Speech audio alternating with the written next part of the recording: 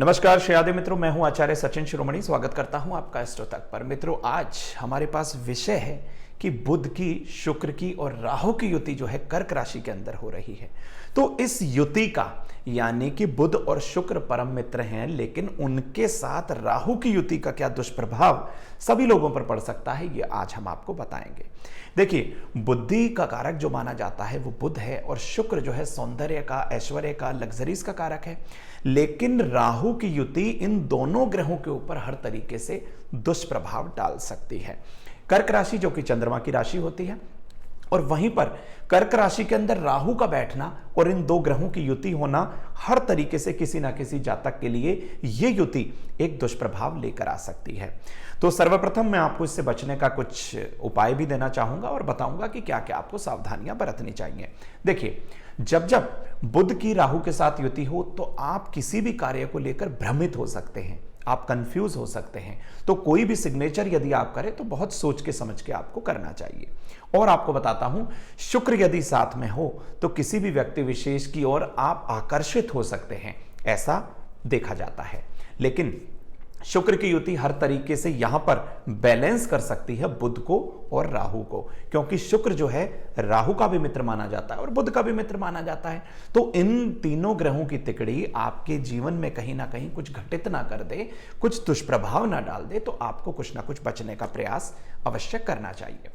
तो मित्रों, प्रातःकाल आप स्नान आदि से निवृत्त हो जाएं और हर तरीके से आपको पूजा अर्चना का सहारा लेना है, वैदिक पूजा पाठ का।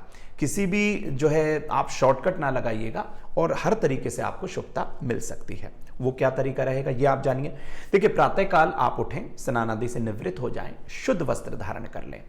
घर के उत्तर दिशा या पूर्व दिशा की तरफ एक 1.25 मीटर लाल वस्त्र लेकर उसे एक चौकी पर, लकड़ी के पटरे पर आप बिछाइए।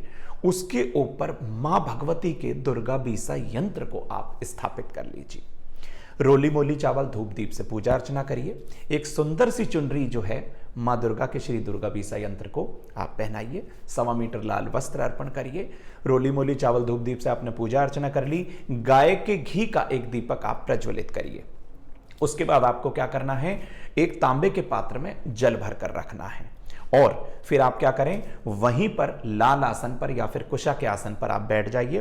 तत्पश्चात हाथ में जल लेकर आप संकल्प लें कि हे मां भगवती, आप हमारे इन 3 ग्रहों के दुष्प्रभाव को बिल्कुल, या कुंडली के समस्त दोषों के दुष्प्रभाव को हमसे बिल्कुल दूर कर दें।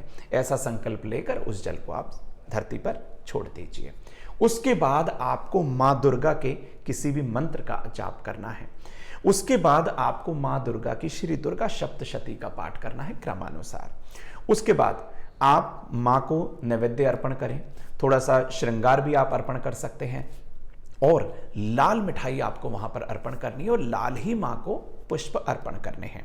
तत्पश्चात जब आपकी ये पूजा अर्चना कंप्लीट हो जाए, पूरी हो जाए, समापन करें, उसके बाद उस आसन से आप उठिए। उस श्रृंगार वाली सामग्री को किसी सुहागन स्त्री को आप दान कर दीजिए, और जो आपने मां को नैवेद्य अर्पण किया था प्रसाद के रूप में, उस नैवेद्य को छोटी छोटी कन्याओं को आप वितरित कर दीजिए।